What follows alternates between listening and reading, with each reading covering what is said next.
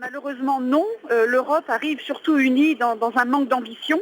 Il n'y a pas vraiment de programme d'engagement précis, chiffré, et surtout au-delà de l'aide qui n'est pas à la hauteur de ce que l'Europe avait prévu, l'Europe n'a pas non plus suffisamment avancé dans des propositions concrètes sur les autres volets de la lutte contre la pauvreté. Il n'y a pas que l'aide, il y a aussi la responsabilité d'agir pour que les pays en développement ne soient pas pillés des richesses qui sont les leurs, et là nous sommes encore loin d'avoir avancé.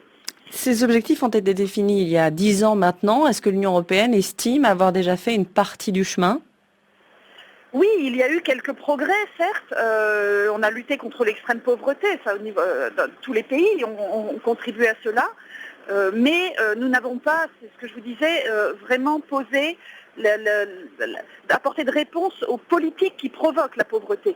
Et la question de l'évasion fiscale, par exemple, qui constitue 125 milliards d'euros chaque année qui partent des pays en développement, et qui ne peuvent pas investir dans leur propre politique de développement, ça c'est un gros enjeu. Il y a aussi des avancées possibles sur une taxe mondiale sur les transactions financières ou les transactions de change. Et là, si l'Europe était arrivée avec dans ses valises des propositions concrètes, même d'engagement de son côté, on aurait pu espérer des avancées beaucoup plus fortes. Mais ce projet est pourtant à l'étude.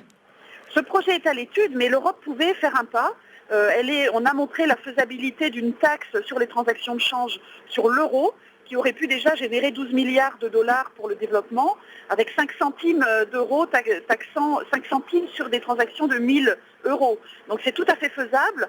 Et là, l'Europe arrive avec des propositions encore à l'étude, alors qu'elle aurait pu prendre des décisions. Et vous semblez, Catherine Godard, particulièrement déçue par l'Europe aujourd'hui, alors qu'elle se présente au sommet.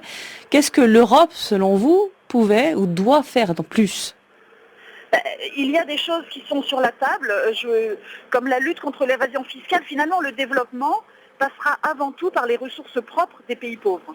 Et ces ressources, ils pourraient les avoir si elles ne fuyaient pas vers les paradis fiscaux.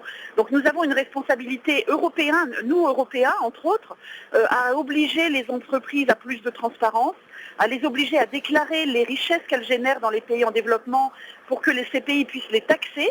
Les États-Unis ont montré l'exemple récemment avec une loi qui régule les entreprises qui sont en bourse à Wall Street. L'Europe pourrait tout à fait faire de même. Et pour le moment, elle ne l'a pas.